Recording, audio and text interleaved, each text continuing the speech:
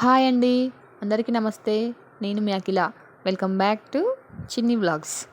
So ఈరోజు video వచ్చేసి ఏంటంటే, నేను ఒక డిఫరెంట్ రెసిపీని మీతో షేర్ చేసుకోబోతున్నాను. అదే బీరకాయ ఎగ్ ఫ్రై.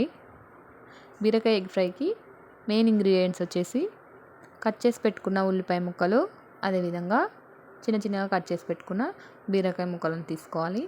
అదేవిధంగా 2 ఎగ్స్. ఇప్పుడు స్టవ్ ఆన్ చేసి ప్యాన్ పెట్టి హీట్ అయ్యాక 2 టేబుల్ స్పూన్ వరకు ఆయిల్ తీసుకుందాం. ఆయిల్ హీట్ అయ్యాక ఒక పావు టేబుల్ స్పూన్ వరకు జీలకర్రను వేసుకుందాం. ఇప్పుడు ఇందులోకి మనం ముందుగా కట్ చేసి పెట్టుకున్న ఉల్లిపాయ ముక్కలను వేసుకొని అంతా ఒకసారి కలుపుకుందాం.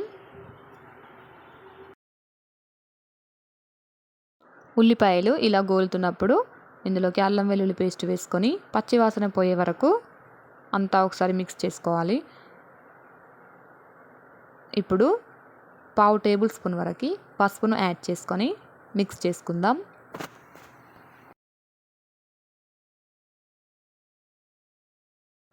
ఇప్పుడు ఇందులోకి మనం ముందుగా కట్ చేసి పెట్టుకున్న బీరకాయ ముక్కలను వేసుకొని అంతా ఒకసారి మిక్స్ చేసేసుకుందాం.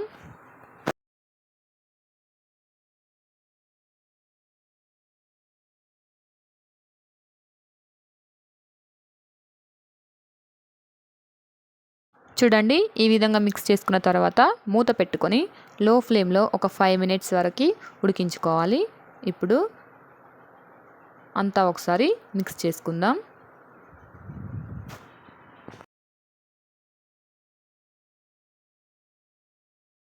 ఈ విధంగా మిక్స్ చేసుకున్న తర్వాత ఇప్పుడు మనం ముందుగా చూపించిన 2 ఎగ్స్ని బ్రేక్ చేసేసి వేసుకుందాం. ఇప్పుడు దీనిపై మూత పెట్టుకొని స్టవ్ లో ఫ్లేమ్లో ఉంచి ఒక 5 మినిట్స్ వరకు మంచిగా ఎగ్స్ని ఉడకనివ్వాలి. చూడండి, అంతా ఒకసారి మిక్స్ చేసుకొని మళ్ళీ ఒకసారి మూత చూస్తే ఆల్మోస్ట్ ఎగ్ బీరకాయ కర్రీ అనేది 50% రెడీ అయినట్టే. ఇప్పుడు ఇందులోకి రుచికి సరిపడా కారంను యాడ్ చేసేసుకుందాం.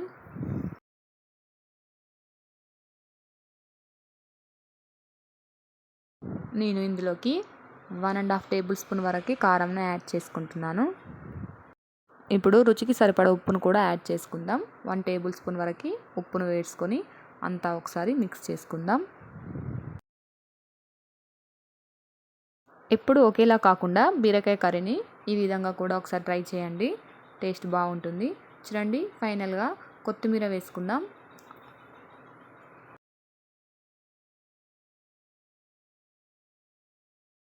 కొత్తిమీర వేసుకున్న తర్వాత మూత పెట్టుకొని లో ఫ్లేమ్లో ఒక 3 మినిట్స్ పాటు ఉడికించాలి. అంతేనండి, బీరకాయ ఎగ్ కర్రీ అనేది ప్రిపేర్ అయినట్టే.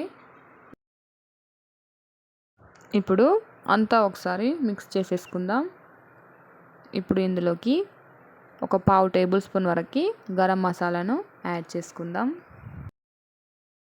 అదేవిధంగా ఒక పావు టేబుల్ స్పూన్ వరకు పచ్చి ధనియాల పొడిని కూడా యాడ్ చేసుకుందాం. ఇప్పుడు అంతా ఒకసారి మిక్స్ చేసుకోవడమే. ఈ ఎగ్ బీరకాయ కర్రీ అనేది చపాతీలోకి అయితే అద్దరిపోతుంది, రైస్లోకి కూడా బాగుంటుంది. మీరు కూడా ఒకసారి ఈ విధంగా ట్రై చేసి మీ ఫీడ్బ్యాక్ని నాకు కమెంట్లో చెప్పండి. ఇంతేనండి, ఈ వీడియో కనుక మీకు నచ్చినట్లయితే లైక్ చేయండి, షేర్ చేయండి, కమెంట్ చేయండి. మరిన్ని మంచి మంచి రెసిపీస్ కోసం మన ఛానల్ని సబ్స్క్రైబ్ చేసుకోవడం మర్చిపోవద్దు. Thanks for watching.